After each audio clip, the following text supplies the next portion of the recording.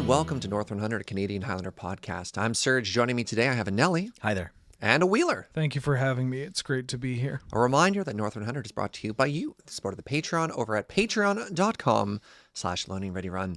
Welcome to part 3 of our Dominaria United set review.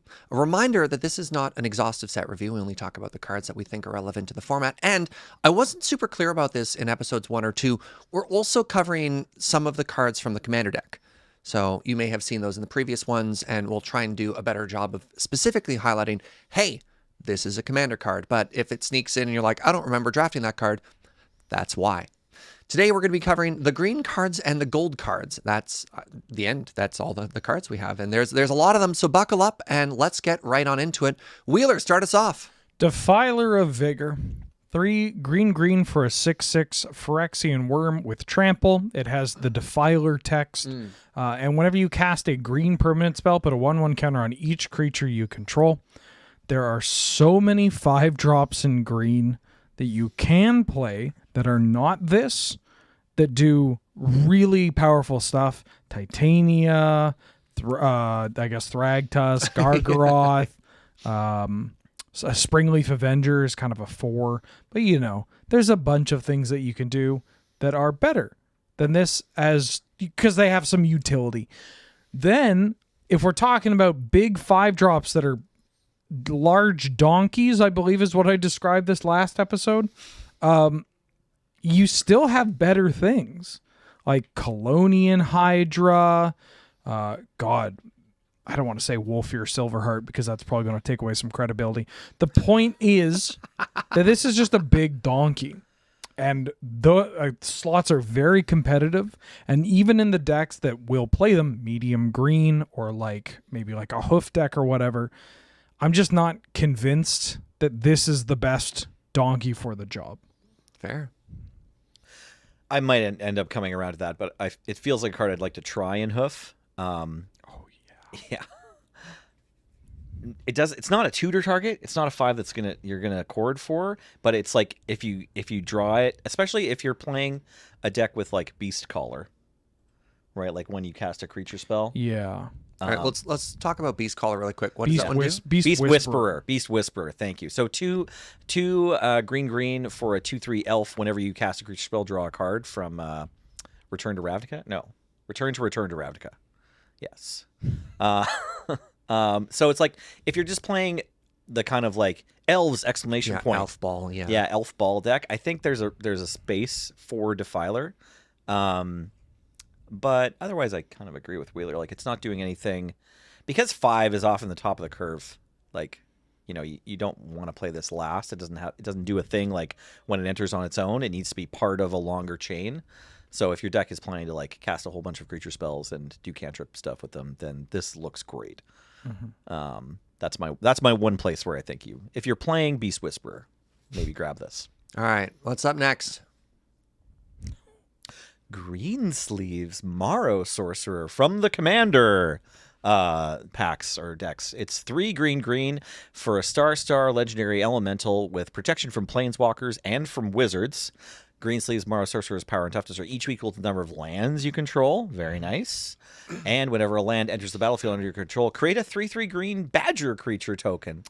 So this card's got some flavor that might be near and dear to your heart, especially if you're a really old player. If you've been playing for a long time or just know all the lore. Greensleeves is like one of the early characters that becomes a planeswalker in one of the early books from like the mid-90s. And had this cool thing where she would like summon creatures like from tattoos on her body, I believe. It was like she'd get like the crawworm tattooed on, and then she had to like look at it and touch it or whatever to bring the crawworm out. Anyways, protection from planeswalkers is a cool line of text. And a lot of wizards, a lot of incidental wizards. Yes, that's format. Also true. Yeah, and being able to get through their wizards to crunch in. What's the collective noun for creatures whose power and toughness are equal to the number of lands you control? It's like Ren tokens. Wait, is that a thing? I don't. There's enough of them now that I wonder if there should be one. I don't know that there is one. There are some Morrows that do it. Right, it's because some of the Morrows do that, and other ones count other different things. Right, wrong. That's the first one. That's counts the cards OG Morrow. But yeah. But this idea, anyways. I don't know. I'm not sure that I immediately have a place where I need to put this card. Is anyone sleeving it up? I'll try it in lands. Yeah, seems So, okay in lands. I like that it makes tokens instead of turning your lands into creatures. I don't like it in lands Okay. because it doesn't do anything. It makes some lands into 3/3s, but I think there are more elegant win conditions than that. The only line of text I like about this is elemental. I've been very keyed into the word elemental specifically because there's a lot of decks that now care about that, which are incidentally also lands decks, but not a lands card. Also lands, we talked about how competitive the 5-mana slot is. I'm not cutting Tatiova for this. I'm not cutting Titania for this, or any of the other 5-mana unpronounceable T legendary creatures, right? Yeah, I'm thinking lands mid-range. I guess I should have been more clear. But even in lands mid-range, I think I'm this not cutting a card's- planeswalker for it. Yeah, but I'm okay playing this over like anything really. I don't know. I'm Really? willing to give it a shot. Like fair. Pro Planeswalkers is huge. Like Not Dying to Wandering Emperor, Teferi, Oko, Chandra, Yeah, protection other from Oko is Teferi. pretty Can't get bounced sweet. from, can't be bounced by 3 fairy. Yeah, okay. And like, yeah, Incidental Wizards, right? Can't get Like, taken out by Teferi here. 3/3s are big too. Like just playing this, like evoing into this Eldritch Evolution, or casting it because you ramp, and then playing a fetched land afterwards, is absurd. Yep, it's a lot of power and toughness. Yeah, I think this does enough. This is the kind of donkey I want to get behind. Interesting. Yeah, I'm just so nervous about the star for the power and toughness. Yeah, like is this a 5-mana Avenger of Zendikar? Is that like what you're thinking? Like, just like you're gonna get the 3/3s are gonna get out of control? Like in the right deck? yeah, I kind of see this as like a slightly different Tatiova. Or not Tatiova, Titania. Titania. Yeah, Yeah, that we yeah. were talking all this I know. Yeah. Yeah. I think Okay, it fair enough. pairs well with Titania. All right, I'm going to have to put an asterisk besides my opinion before. I thought it turned lands It makes into tokens. 3/3s. No, yeah. Oh, yeah. Yeah, it makes tokens. So that's my bad. This card is better than my initial assumption because people are going to be like, man, what is wrong with Surge? So, yeah, okay. You're just haunted from the Ren and 6 I state. really am, man. I really am. All yeah. right. Well, let's turn it around. Surge, next card. All right. Leaf Crown Visionary. good Hey, one. Wow, man, what is with all these 2-mana lords? First clerics, blew the cleric deck wide open. Then goblins. Goblins really needed that support. Now here's another unrepresented tribe that our format just really could use some help for. It's an elf druid lord. Other elves you control get +1/+1. It's a 2-mana 1/1 for green. And here's something else that elves just historically can't do, which is whenever you cast an elf spell, pay a green and draw a card. If you couldn't notice the sarcasm in my voice, this is very good. Yeah, this This is very, very good. It's going to make your elves stronger. The biggest part here is whenever you cast an elf spell, being able to draw a card. There's a historical, more so in Legacy, and it's trying to get some density in our format because, of course, it's singleton and 100 seconds, is the ability to cast a spell, draw a card. And Nelson was previously mentioning we'll play 4-mana creatures, we'll play 6-mana creatures that give us the ability to consistently and repeatedly draw cards, because once you get a density, then you play hoof and you win. And a lot of elves aren't good individually. You want to be able to play a lot of them. They don't reproduce on board as efficiently as goblins do. So you need to be able to draw more elves in order for the elf ball to get rolling. And this is going to do a very good job of helping with that. Also, it's randomly a druid. I don't know how relevant that is. I miss Jeremy White, but maybe that would have meant something because a lot of elves are also druids, but maybe not. Just every druid they print that's okay makes that one that steals all their lands just a little bit better. Yeah. That's all, right? That's all. That's the whole thing about druids, I think. I think I hit the good points on that. Make elves better. The importance to draw a card. It's at 2 mana, which is kind of absurd. busted. Yeah. Yeah. Busted. This is like the other Shale Dread where it's just like, yeah, play this card. It's really good. Yeah. All right. What's next? Llanowar Green Widow of the Llanowar Green Widows. 2 and a green for a 4/3 spider with both reach and trample, and has domain. For 7 and green, you can return Llanowar Green Widow from your graveyard to the battlefield tapped, and it gains, if this permanent would leave the battlefield, exile it instead of putting it anywhere else. And this ability costs 1 less to cast to activate for each basic land type among the lands you control. So domain discounted activated ability to get it back. I don't want to say it's bad because it's not. It's a 3 mana. It's like that domain ability. See, the red 2-drop with the domain ability, I think that one actually will come up a lot more than we initially gave credit for. Even though we said ignore that. Yeah. Yeah. This one will come up like one every like 20 games, maybe. Yeah. 20 matches. But like when it comes up, it's going to be huge. Like if you're playing this in mono green aggro or maybe like This has got to be black. like medium green or green red monsters, right? Because it's got Ancient 2 mana. It does have Ancient 2 and mana. I think that's the only real way you evaluate this, right? It's like a 3 mana 4/3 with trample, and it has reach, which is kind of neat. Yeah, it is a little bit poo-poo that it's a 3 mana creature that dies to bolt. That I don't like. But with Ancient 2 mana, and the fact that that deck also can play like, Mana Vault, Mana Crypt, Soul Ring, that kind of point spread, you can pay the 8 to get this back, and you'll probably kill your opponent when you do it. Well, it's always going to be 7 or less, right? Yeah, sorry, 7. Yeah. I So mean, like maybe you'll just play all those mana rocks and not have a forest. That's entirely possible. Yeah, I think you said it. This card looks fun. I'm not sure if it's super far ahead of the curve in terms of beaters, which right? is so wild to say. 3 mana, 4/3 Yeah. reach trample. Like, You're that's good. you're a deck that's playing every elf, every 3 power 2-drop, and then you're like, no. Right? Well, Stompy I might play it, but also it's just like another, brick in the wall. There's so for many of that these. kind Yeah, of like deck, maybe green white really, you're like really trying to maximize that mana cost to power toughness math. Maybe not. It's probably, I don't know. Garrett a long time ago had a deck that was like 5-color. Sorry, the 3/3 elf that stops your opponent from drawing an extra card. Oh, Leovold? Leo- Yeah, Leovold control. Like yeah. it was like check pile, but it was like five color, where it's Like just like Bloodbraid, Leovold. best stuff, sort of tempo control, like amazing cards. And so there are like some, and like Jeremy White has also played like some The 5-color zoo. yeah, some 5-color zoo action. So like I wonder if you're a deck that does just like definitely jam all the fetches and like enough duels that you have a domain spread. Like maybe you consider this. But there's better 3-drops Yeah. at that point. Yeah. So there's so many. Yeah. Like if you're playing 5-color fair. blood, you're playing like It suffers from like elbow drop. The you know? more colors you're playing makes this domain more appealing, but then the more colors you're playing, Yeah. the better options you have, and this card is not going to be in that Gets outclassed running easily. Right. Yeah. Okay.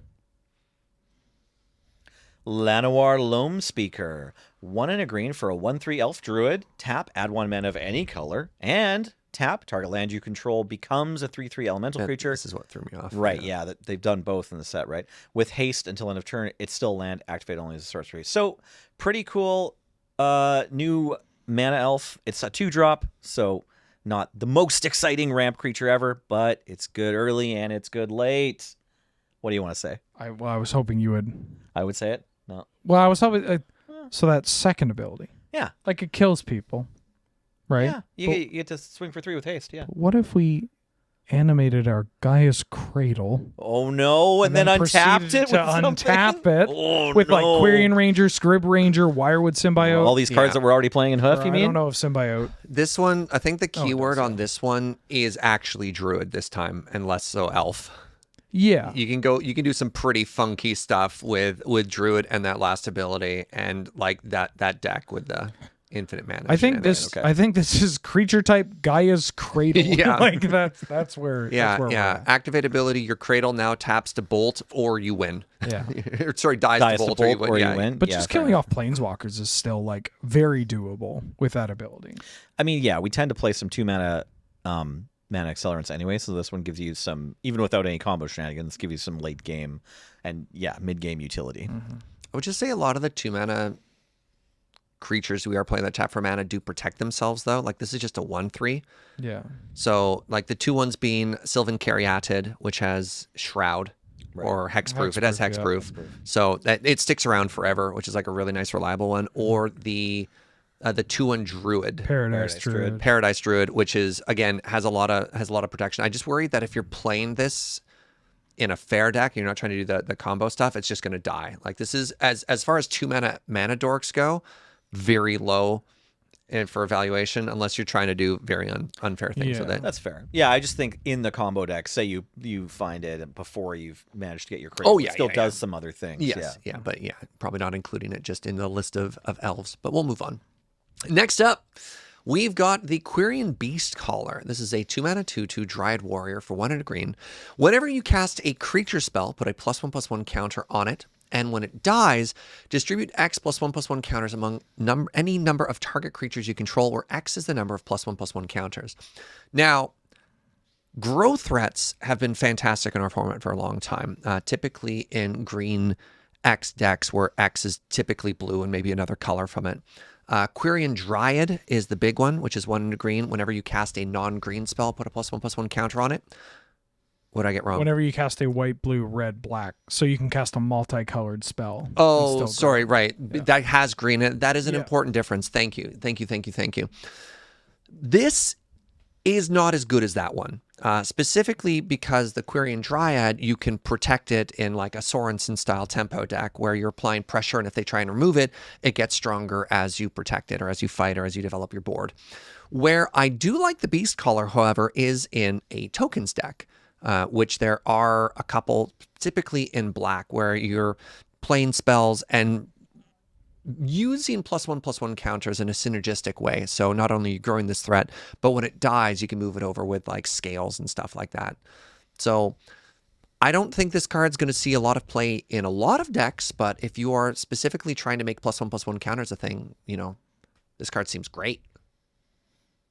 There's some infinite loops too, right? Like, it's an on cast trigger, so if you have some kind of like grave crawler, maybe not infinite, but like if you got like skull clamp or just free sack outlet to carrion feeder and grave crawler, anything like that, where you're like recursively casting a creature, it can kind of get out of control. I didn't think about a cast from the graveyard. Interesting. I kind of like this in Green X aggro. Yeah, just me as too. a general card. I just like if you're playing Watch Wolves, I think. Yeah. Like, If or I- your 2-drops are like not a big deal. Yeah. If I'm playing Watch Wolf or if I'm playing like Earthshaker Kenra style Mm. cards, like this Okay. can get pretty big pretty quickly. I And if guess they you're get happy rid of with- it, Yeah, Yeah. like you play Goyf. You're happy if you have like a 2-mana 4/4, which is pretty That's really reasonable. exactly to me. what That's I want fair. to say. That's if totally you fair. want a 2-mana 4/4, I think this is worth playing. Obviously, if you top deck it, it's kind of bad.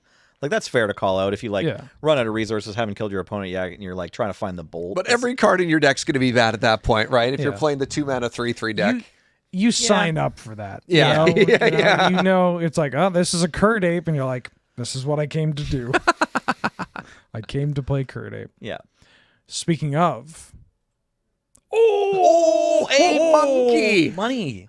Nice. didn't even know that was going to be the next card. 2 triple green Silverback Elder in Ape Shaman. It's a 5/7. Whenever you cast a creature spell, you choose one. Destroy target artifact or enchantment. Look at the top 5 cards of your library, put a land from among them and put it into play, the rest on the bottom in a random order, or you gain 4 life. Initially, I was a little down on this card because it's just, that's exactly what I said. I said, it's just, if I get this out, haven't I already like exhausted my creatures and like, it doesn't have trample, it doesn't have hexproof or vigilance or whatever. It's just no reach. It's just a giant ape. But then I tapped into my own giant ape and I realized games don't always go smoothly. And so you will have matches where you play this and you're like, great, I haven't won the game yet. And this can help you win the game from there. This can help you recover. This can deal with problematic threats with stacks pieces, enchantments that are just clogging up the board can help you find your Field of the Dead. Can gain some life. And then it's just like a 5/7. Yeah, it's so big. It's just very big. So Notably not legendary, yeah, which is kind of great You for could a creature clone of this casting cost. Also, mostly just doesn't get bounced to Krakus. that too. With not bouncing a Krakus and having 7 booty, it's quite hard to kill. Yeah. So I've kind of turned around on this. The exact home. I'm Yeah, that's the like hard part. maybe hoof, maybe like a rampish mid-rangey deck. It's just really good in decks. You'll play it typically alongside Mana Dorks. Yeah. And it's really good with Mana Dorks. So Jeremy White had a mono green, just big green deck that was also playing Fair Lotus. And I can see this coming down. He goes like turn 1 Elf, turn 2 Elf, Lotus, like just slams this. Right? Like imagine turn 1 Elf this, turn 2 land Lotus this. You play your second Elf off the extra mana you have floating and destroy their Moxen or something like that. Like this coming down fast is Yeah. If anything with Cradle. If you're ahead of the game, it's good. If you're behind, it's pretty all right at stabilizing. Yeah. And then if you're at parity, it's a giant ape. Yeah. And it actually it's worth noting that like the fact that this can deal with problematic equipment, which is one of the ways that in creature matches, your opponent, like creature mirrors, your opponent can accrue some advantage to get through, like a GT or a smuggler's copter or whatever. And this is a great way of saying no. He's so big. Yeah. All right, what's next here? Tail Swipe. A 1 green mana instant that says choose target creature you control and target creature you don't control. If you cast a spell during your main phase, the creature you control gets +1/+1 until end of turn. Then those creatures fight each other. So we've got Prey Upon at instant speed here. Prey Upon's the original like 1 green mana fight spell from Innistrad, and the green removal has been getting like all kinds of love lately. This is the latest in the the long series of sweet green spells that kill your opponent's creatures. So this one does do fight, so your creature's going to get damaged, but it gets +1/+1 on your main phase if you want to cast it sorcery style. Although there can be other things on the stack, it just says main phase. And otherwise, it's just instant speed Prey Upon. So pretty good. Yeah, pretty good. Not bad. It's not quite as exciting as Blizzard Brawl to me because like you don't get the indestructible clause. Maybe I'm out of touch. How many fights are currently being played? Like, what kind of deck wants this as opposed to just splashing red for Bolt? You know what I mean? Like, my worry with these is it feels very limiting. It's like closer to a combat trick than a removal spell in MO. Yeah, it's like mono green. Occasionally, some green-red monsters decks can play Primal Might. Yeah, I mean, Primal Might is like more a fire. That's more of a fireball. Yeah. Blue-green can occasionally run fight spells too. Right. You don't have the removal outside of like unsummons. Yeah. And usually your things are bigger. So like my Goyf fighting your like opposition agent is pretty cool and good. Yeah, there might be room for Tail Swipe. I don't know. I'm not sure for sure that it's going to make the cut in anyone's deck either. Instant speed's kind of neat. Yeah, that's unique. That's the big part. Yeah. You used to have to pay 2 mana for instant speed back in the gate crash days. Yep. All right, next up we have Threats Undetected. All right. Who likes this card? I like it. Do you? Yeah. Why don't you take this card? Because I don't have nice things to say about this card. That's fine. Okay, Nelly. So 2 and a green, 3 mana for a sorcery that says search your library for up to 4 creature cards with different powers and reveal them. Different powers. An opponent chooses 2 of those cards. Shuffle the chosen cards into your library and put the rest in your hand. So because they shuffle, it's obviously a bit of a take on Gifts Ungiven. This is what, the 3rd one of these? 4th one of these or something? Well, there's also the land tutor versions Realms too. Uncharted. Yeah. Okay, and so this is the 3rd one Sure. in the Gifts Ungiven series.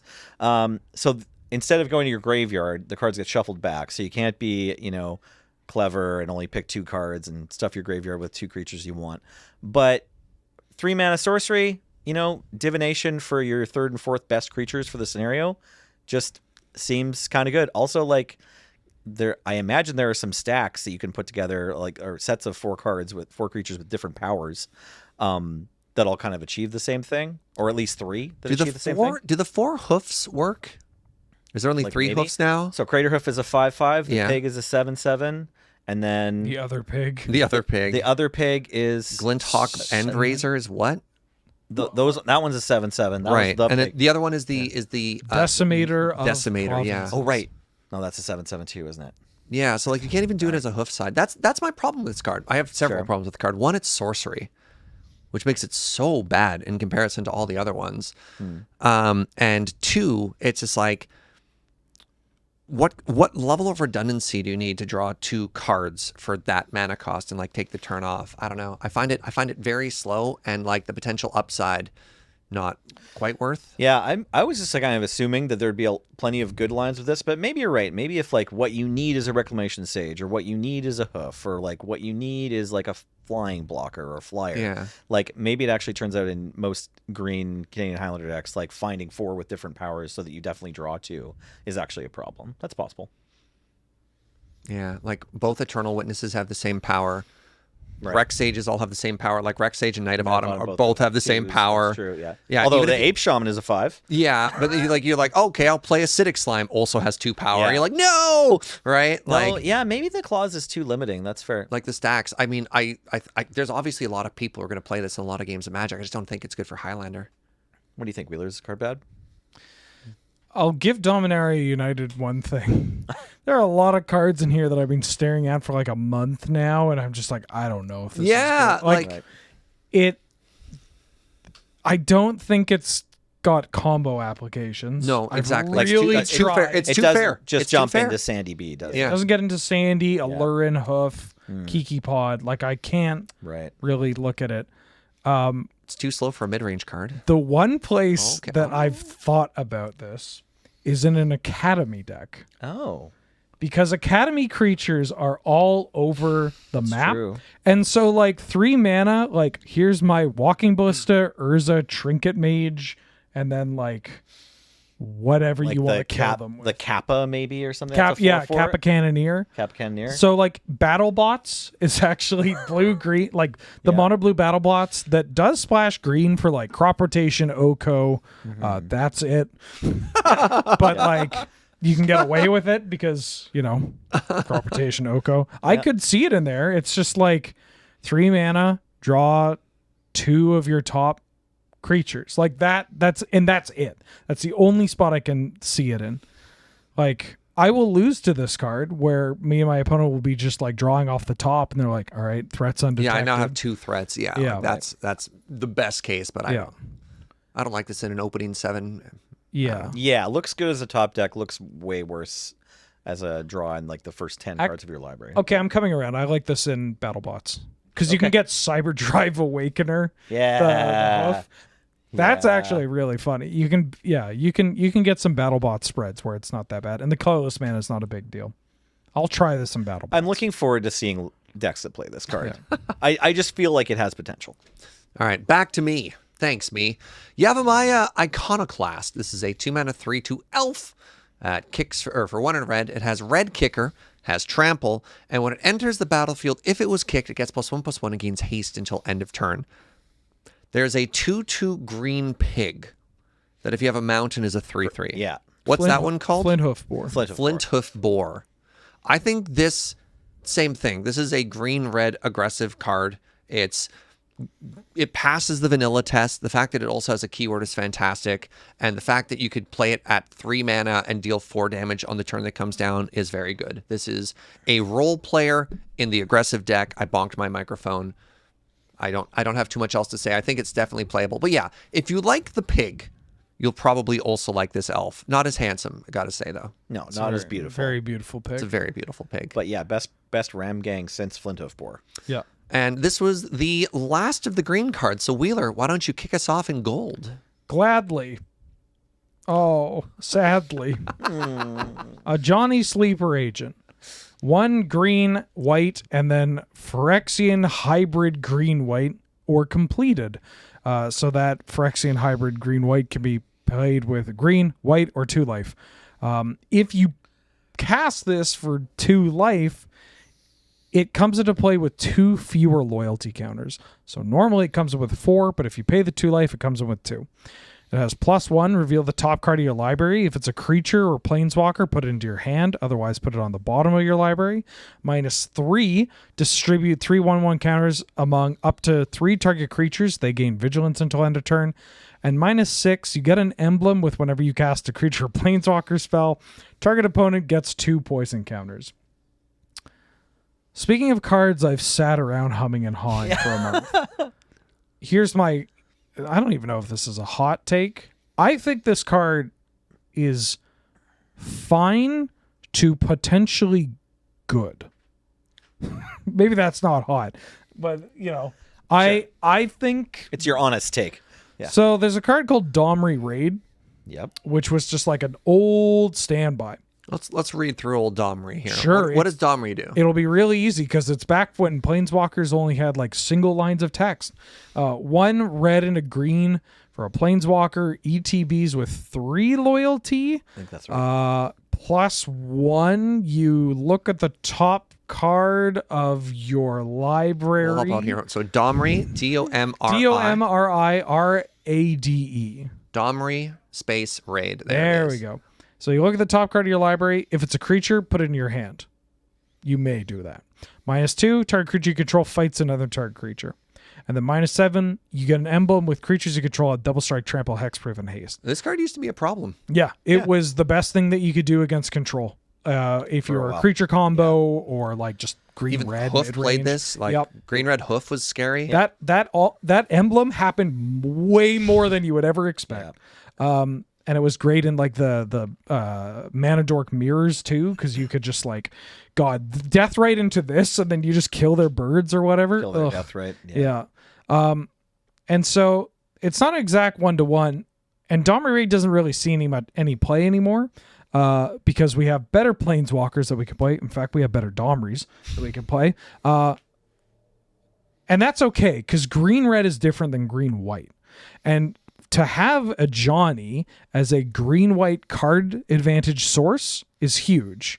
Hitting both Planeswalkers and creatures, pretty good. So as if there's pressure on top, put it into your hands.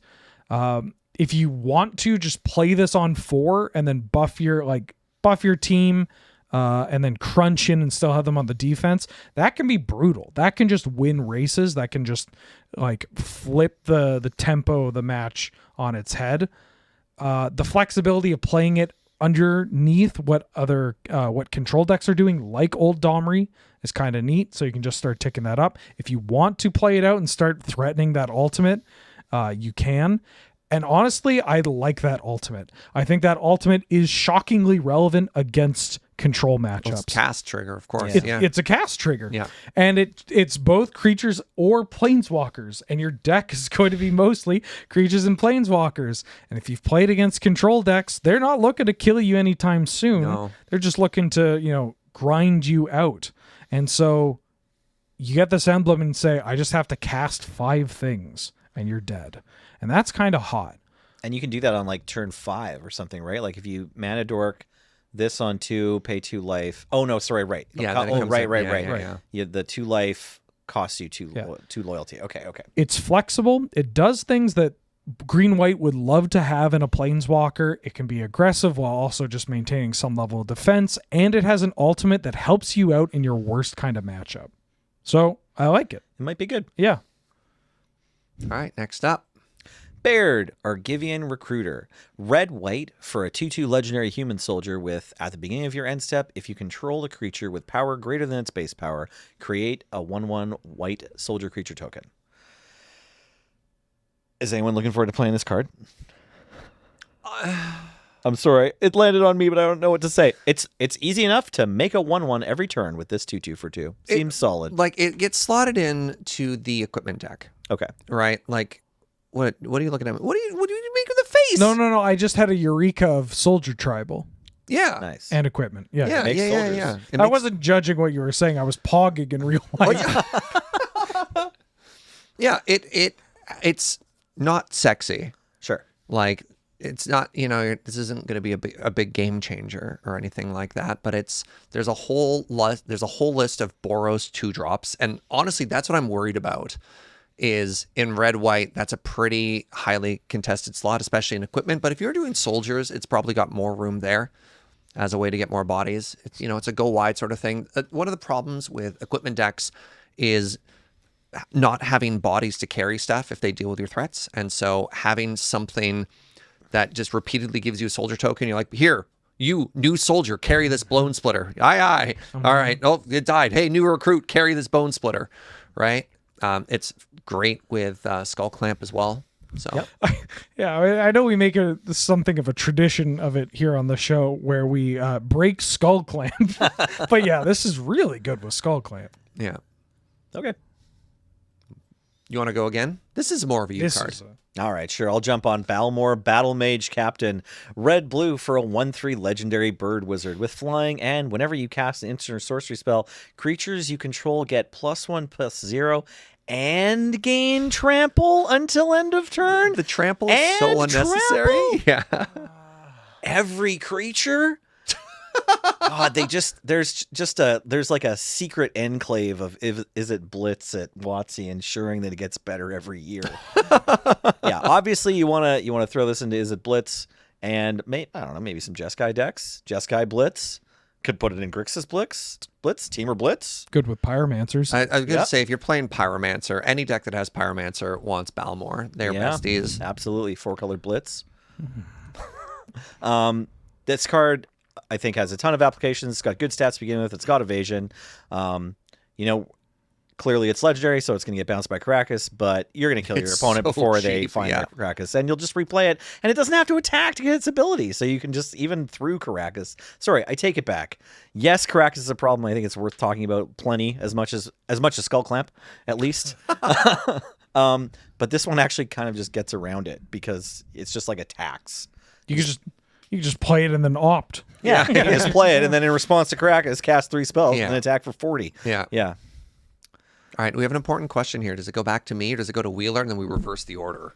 Well, I took yours, so you should go. Let's see what the next Right. card is. All right, that's And fair. then I'll skip the next one too, or something. Nope, sorry, Serge. LS Ill Core, Sadistic Pilgrim. White and a black for a 2/2 legendary creature, Phyrexian Core Cleric. It has Death There it Touch. Whenever another creature enters the battlefield under your control, you gain 1 life. And whenever another creature you control dies, each opponent loses 1 life. So, Serge, you've played against my mono white Ruin Your Evening. Yeah, God, it ruined my evening. Yep. Played it at a tournament earlier this year. Did you ruin the tournament? Well, I won the event and ruined a lot of evenings. Nice. Won a couple of matches at 1-0-0. That felt good. No. In turns, by the way. It was literally the Friday nights bit. Wow. Yeah. And the more I was thinking about that deck, I think like, oh, what if we added black? Because black has some powerful monarch cards and initiative cards that tie into the overall theme of the mono white version. Plus, they just keep printing more like actual Soul Wardens in black. So for the, I guess, Orzhov Monarch, I don't have a good name for it. Orzhov Ruin Your Day. Yeah. Or the Clerics. Or just, we didn't even talk about Aristocrats. This is obvious. Yeah. Yeah. Like, does it go in Aristocrats? Yes. Yeah. Death and just Death Touch. It's just this card is such a beating. They put Meat Hook Masker on a Cleric. Yeah. God. All right. Now, is it back to Nelly or does it circle around to me? Well, it depends on what the card is. It's yours. But no, this.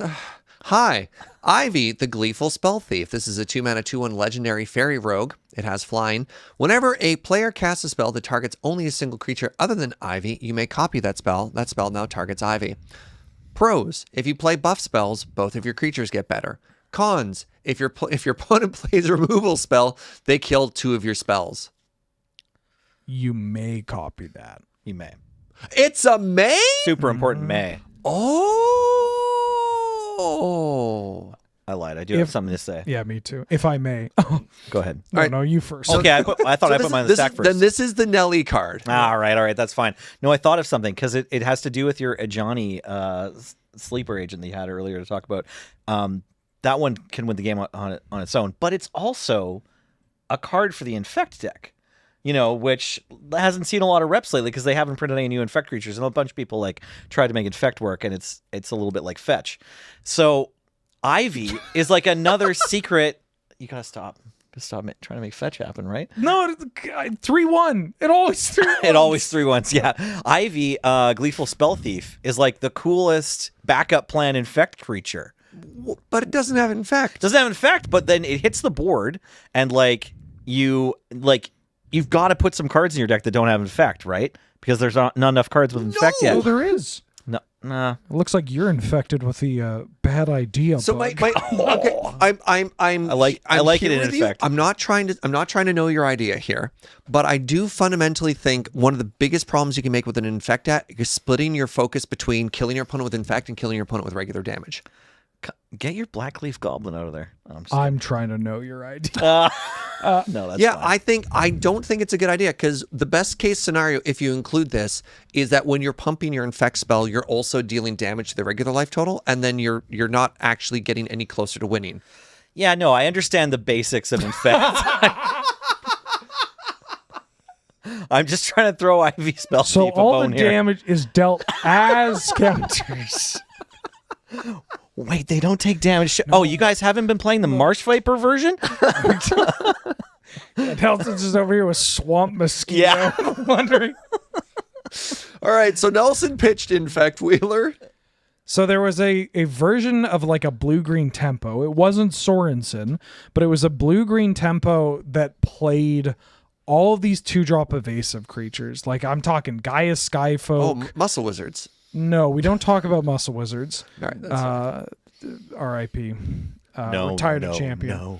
But you basically play these 2 power evasive threats in blue-green. You play the blossoming defenses and whatnot, cheap counters. You play the Curious Obsessions and Curiosity.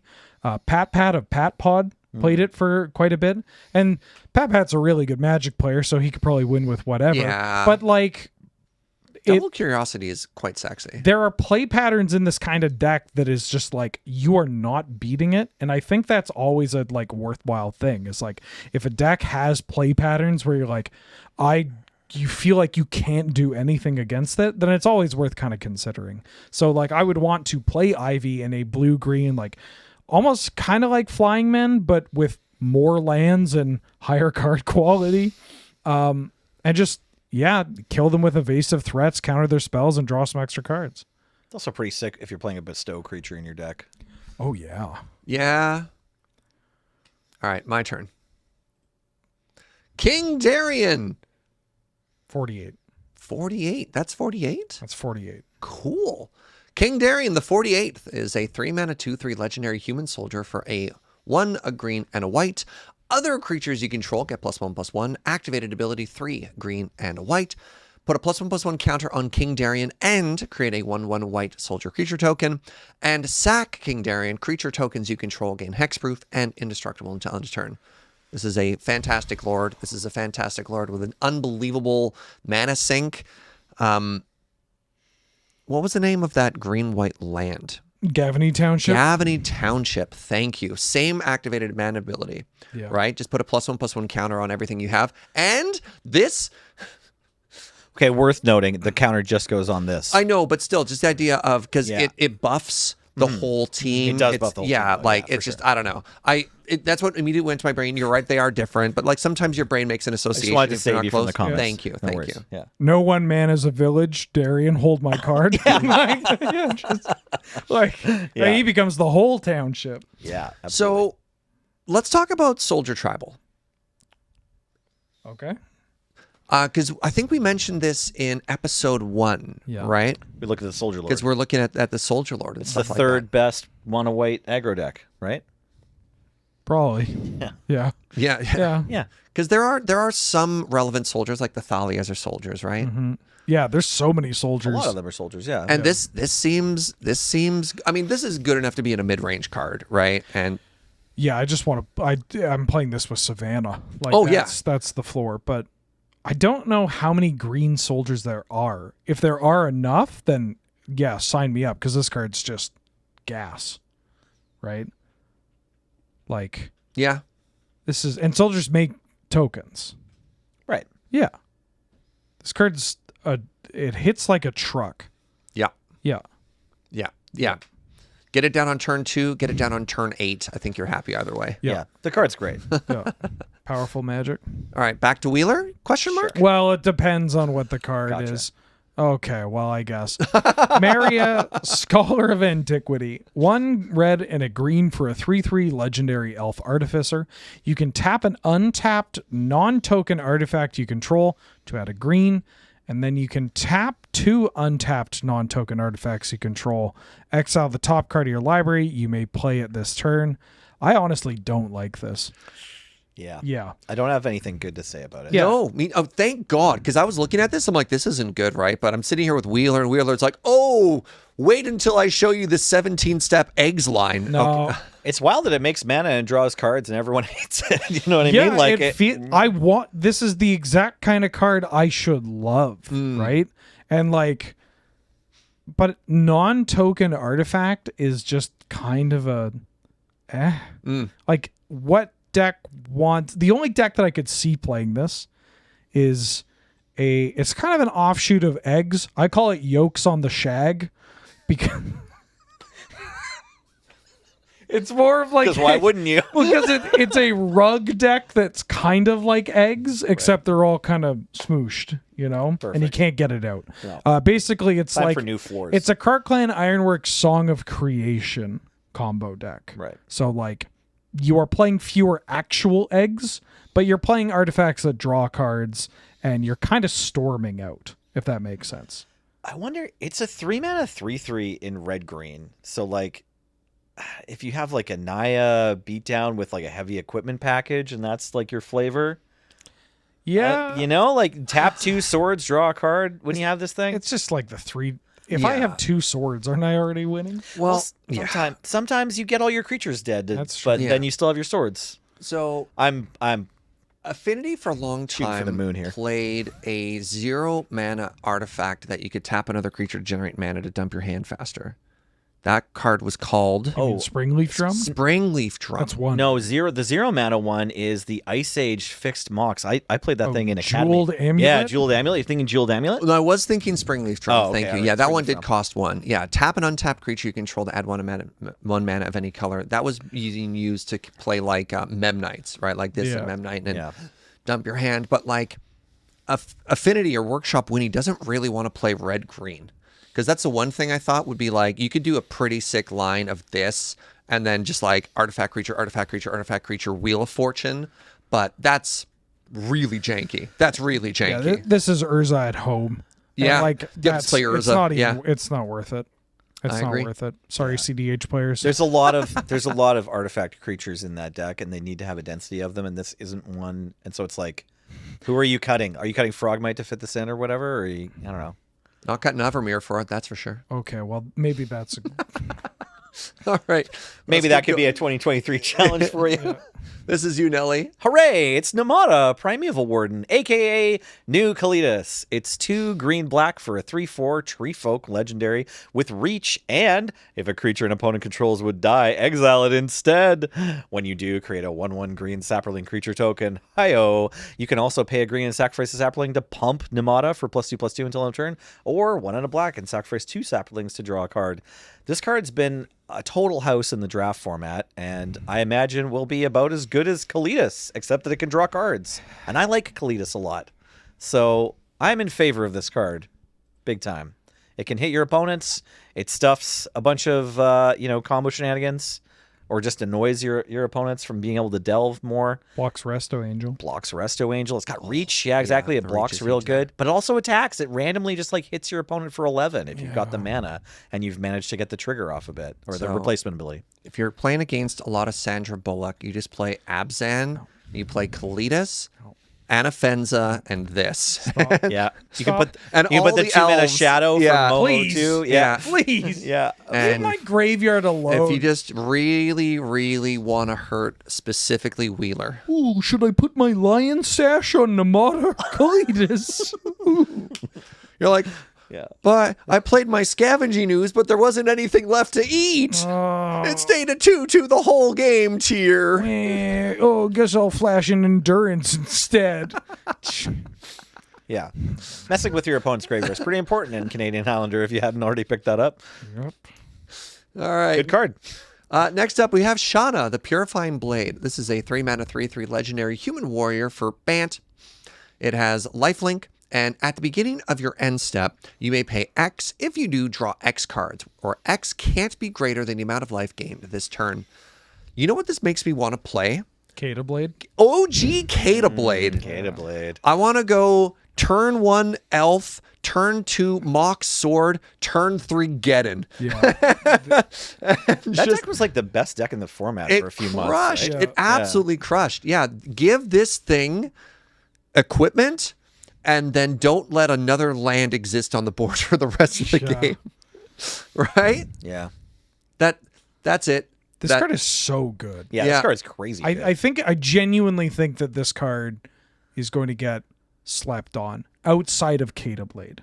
Yeah, I think it's good in Kata Blade. Like 4-color blood is probably really happy with this too. Like it's Yeah, mid-range might be. good enough, right? I want to try this in Bant Control or Hot Just or Just Oh, Guy, yeah. Grassy Just Guy. I genuinely think that like hit you like it is a 3/3 gets Caracased. Let's get that out of the way Yeah, and start focusing on the part where I get to hit you and draw 3 cards Or like Right? just yeah, I mean, or just gain life. hit you, lightning helix you, like Oh. lightning helix your creature. It doesn't even count the damage to your opponent. It counts Yeah. the life you gain. Yeah. So it could be anything. Yeah. We were talking about Soul Wardens earlier. I don't know. Like, is there a Bant version of Mono White Hate Your Day? Well, there's green white Ruin Your like Evening, sorry. actual like a Johnny's Pride Mate deck. Yeah. Because now you have like 7 Pride Yeah. Mates. Right. Okay. So But maybe even scavenging ooze, like you get incidental life gain in a lot of weird ways that you Yeah. know, like I'd gladly scoos and pay 1 to draw a card. I'll play Yes, this please. in Bant lands mid range too. Sure. Yeah. Like just if I'm stripping you every turn or trying You've got to. the Jaddy offshoot in there already, right? No, I'm just attacking. Like, Okay, it's- okay. Yeah, that's some surge stuff right There is there. a ton of stuff this combos with, though, obviously. Look, I'm just saying your Jaddy offshoot lands. Is that not true? I mean, yes, but you make Okay. it sound like it's a bad thing. No, it's not a bad thing. Your Jaddy offshoot lands, I'm renting 6 lands. We'll let the community sort things out. Those two cards are approximately They're equal. basically the same. It's almost the same card. That's not fair. He's a 2-drop, mine's a 1, makes it twice as good. No, I think it just costs twice as much. That's good, right? How much? How good is Renin 6 with Shiana Purifying Blade, Serge? Pretty good. Think about that. Well, I guess it's This okay. card's so good. Yeah, no, this card's pretty great. Next card. Soul of Wind Grace. 1 black, red, and a green for a 5/4 legendary creature, Cat Avatar.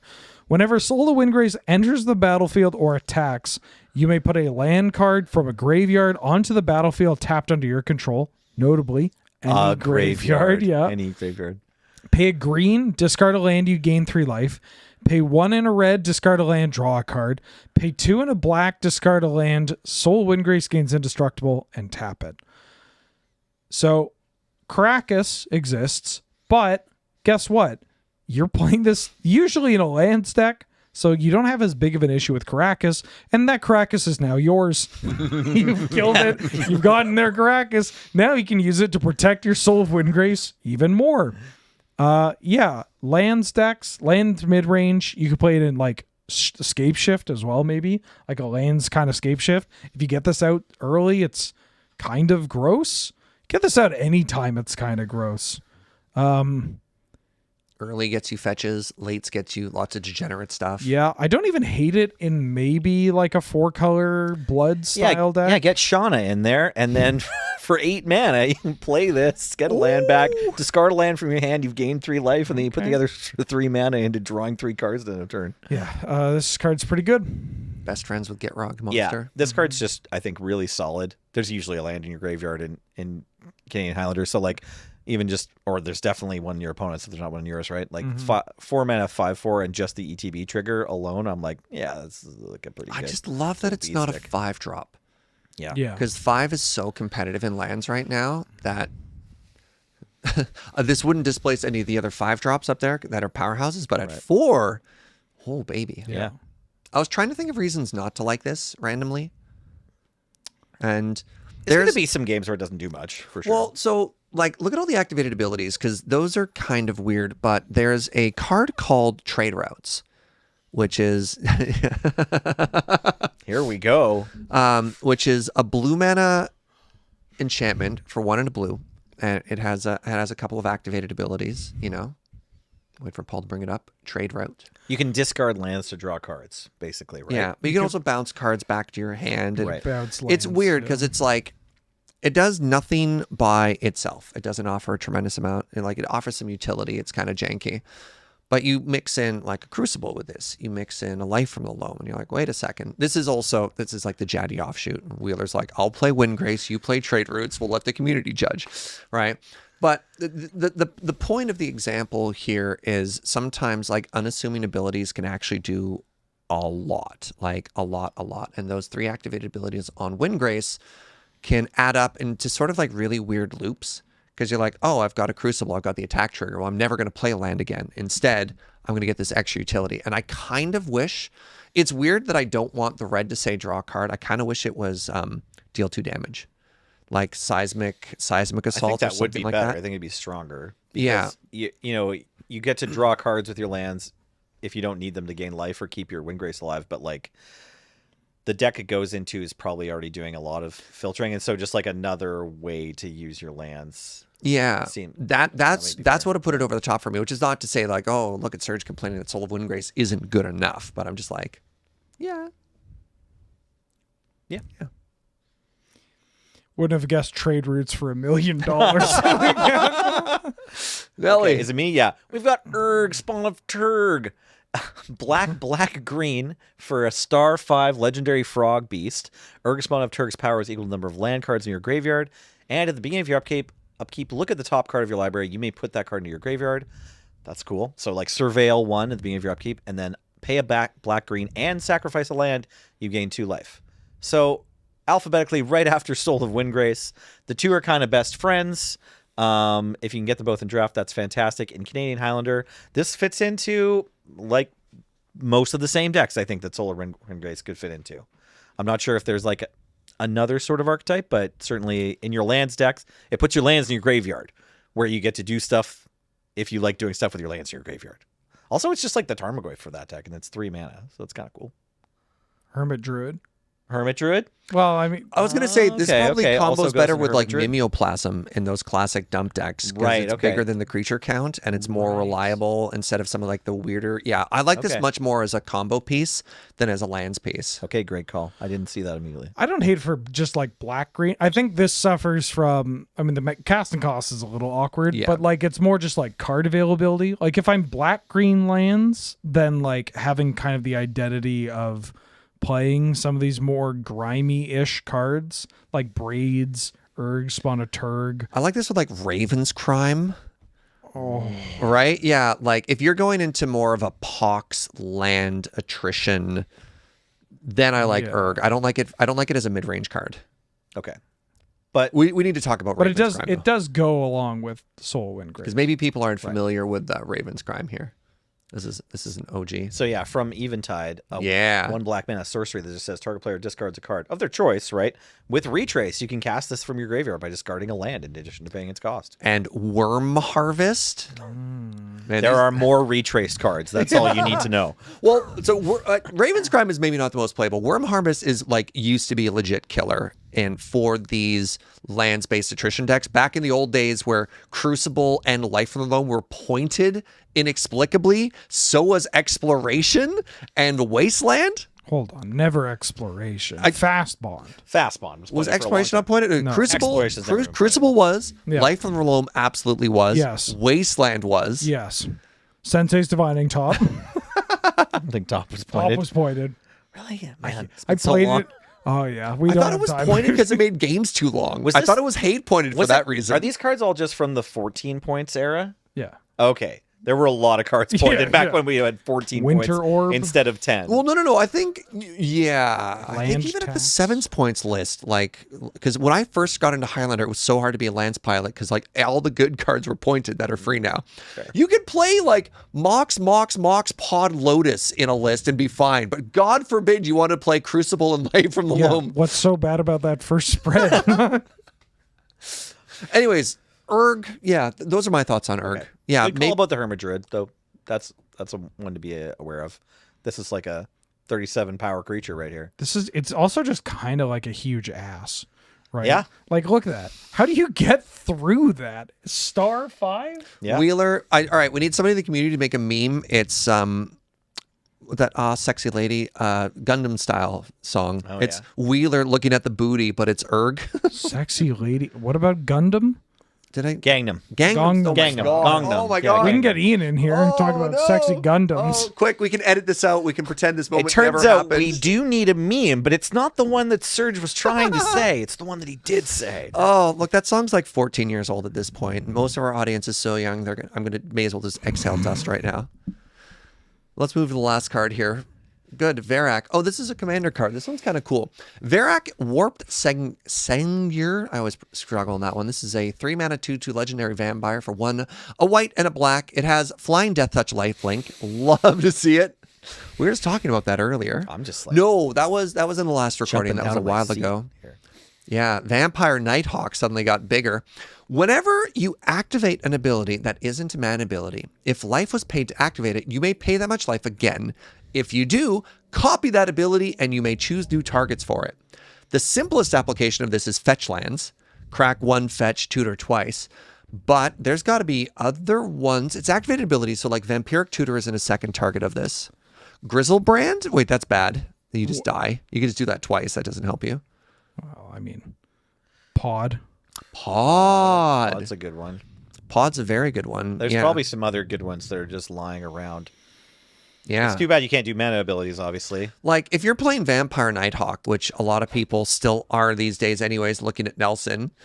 Yeah, I was just excited there's another vampire one. I'm like, oh, do I need to splash white in my mono black really bad creatures deck? Yeah. Caught myself there. Like, turn 2, turn 3, double fetch land, just randomly accelerating, ramping in white-black for lands is kind of cool. I think for it to like have a home, it needs to be doing something powerful late game though. But I mean, if you're just playing fetch Vampire lands all the time, You're yeah. playing, I mean, I think if you're just playing Vampire Nighthawk and fetch lands anyways, this is just better. Realistically, how many people are actually playing Vampire Nighthawk? And but okay, other than Nelson gets a pass because he could win with a Vampire Nighthawk. There's that new one, right? Like, you can play Vampire Nighthawk that deck. There's Nighthawk Scavenger. Nighthawk card- Scavenger's card- actually good. That card's a rotting Regisaur. right? Like, that card's sick. Like, That card's actually you know, good. I I need to buy one of those. I hate this card.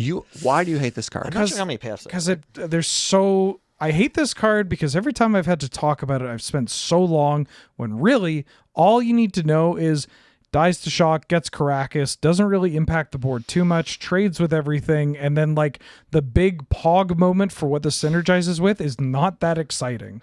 Like, oh, on turn 4 I get another land. Oh, in no way do I think this is game breaking or changing. Yeah. I'm just like, if you are one of the one person in this room in your play group who's still playing Vampire Nighthawk, splash white and cut it. I play this in Vampires, and that's the only place I play That's it. fair. I mean, it's pretty cool in vampires. It's very pretty cool in cool, Vampire, yeah. but Vampires is typically red black. I don't even know if you're white in Or Vampires. black-white. No, that's true. I did play red black Vampires. You're like, Serge, you really should have looked at white. Does, You're like- sleeping on white. Adonto Vanguard, right? Yeah. Does that creature that sacrifices a creature to like, or sacrifices a vampire to give all your vampires plus counters, does that also cost life? No, indulgent aristocrat. Okay, that doesn't. It's like it's so funny. The printing of this card makes it, but it just suddenly makes all of your abilities. You hope they say pay 1 life. Like the only other thing besides fetch lands that immediately comes to mind. You think of pod is obviously like probably the most Galaxy important Brain, one. yeah. But I thought of a different artifact for 4 converted mana cost. Trading Post. There's a pay 1 life activated ability on Trading Post. I can't remember which one it is. Paul, can you bring up Trading Post, please? I need to know. I'm so curious. Which one is that? I like To make it go.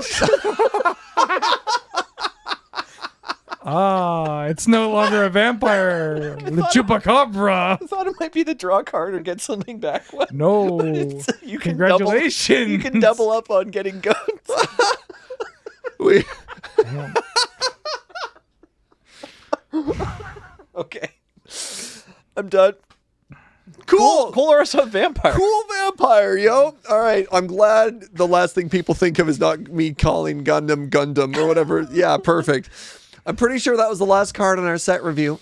And I'm pretty sure that's going to do it for our entire set review. There it is.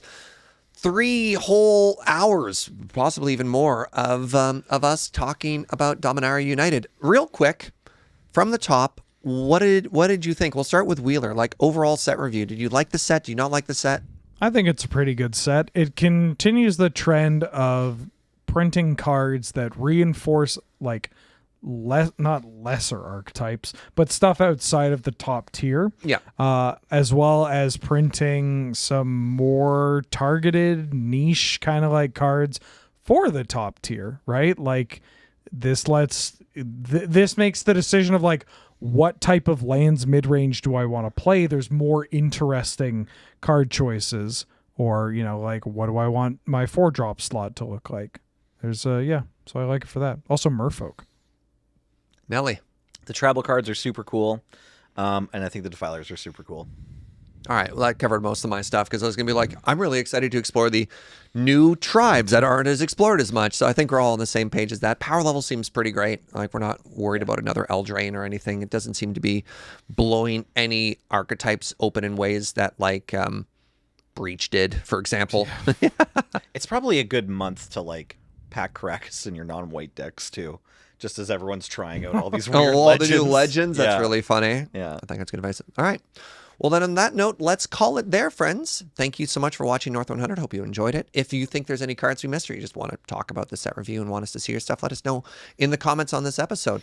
Reminder that this is brought to you by you with your support at the Patreon over at patreon.com/LonelyReadyRun. I've been Serge, joined by Nelly and Wheeler. Thank you for listening, and we will see you next time. Bye-bye.